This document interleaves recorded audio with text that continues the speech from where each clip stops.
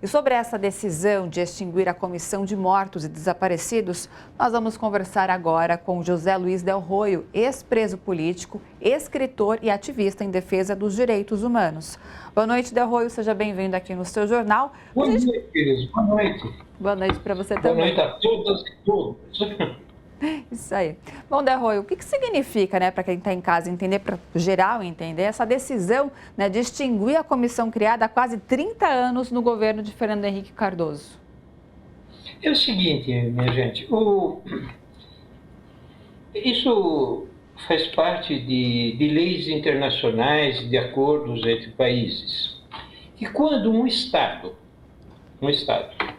prende uma pessoa, tortura uma pessoa, mata uma pessoa, esconde o seu corpo e desaparece com a documentação, esse Estado cometeu um crime imprescritível, que não termina nunca, enquanto não seja resolvido esses casos. Aonde está o cadáver, quem matou, qual é a documentação.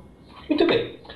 Como a ditadura militar de 64 até 85 matou muita gente, torturou muita gente e matou e desapareceu com muitos corpos e não deu satisfação às famílias, o governo do Fernando Henrique, do presidente Fernando Henrique, mas era já uma decisão de Estado, que estava ligada à própria Constituinte, criou a comissão. E essa comissão de Estado tinha a obrigação de ajudar, colaborar com os familiares desses mortos desaparecidos para resolver o caso. Foi um trabalho difícil, muito difícil. Alguns casos foram resolvidos, mas muitos outros ainda faltam a serem resolvidos. Então, ela não pode terminar. Ela não pode terminar porque ela não cumpriu o seu papel, não terminou de cumprir o seu papel. E segundo, ela tem um acordo internacional. Quando termina uma comissão desse tipo sem ter resolvido os casos, ela está cometendo um crime em relação internacional. Ainda mais que nós temos casos específicos, condenados, por exemplo, que foi para a Comissão Interamericana de Direitos Humanos. Nós chamamos caso Lund e caso Vladimir Herzog, por exemplo. Então isso vai criar graves problemas para o próximo governo, no plano internacional. Você acredita, então, que a intenção é esconder esses crimes que ainda poderiam ser desvendados e também atrapalhar investigações já em andamento? Bom, você respondeu perfeitamente, atrapalhar.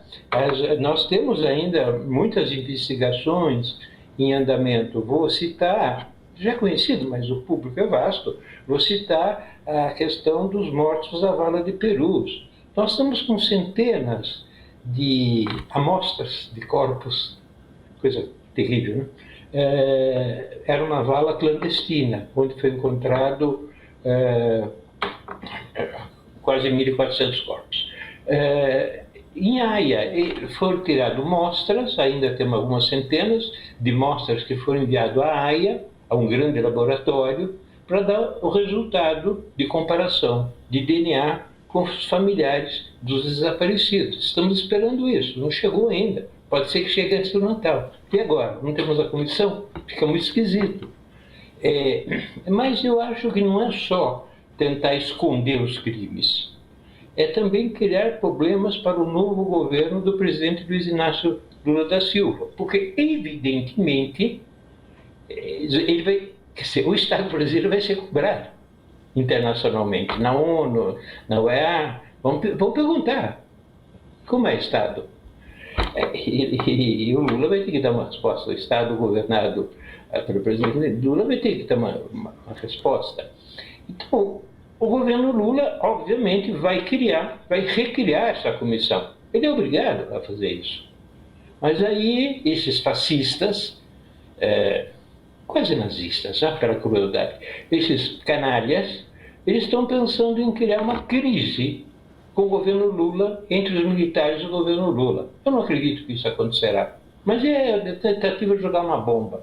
para o governo que vem. Fazer isso 14 dias antes de terminar, um governo moribundo como o do Inominável, é lógico que é isso, né? É uma provocação séria.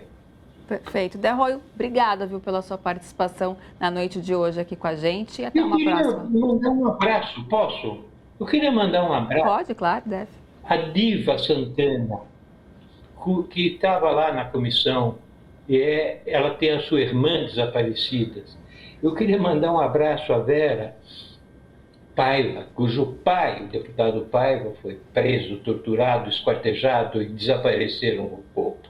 Imagina a situação delas. Elas votaram contra, evidentemente, mas ter que olhar nos olhos aqueles 4 fotos daqueles 4 militares deve ter sido um dia muito difícil para as duas. Nós queremos muito bem a Diva e a Vera. Um abraço para elas, Marrom. Um abraço de solidariedade. Muito obrigado, querido. Nosso abraço também. E boa noite, viu, Derroio? Obrigada mais uma vez.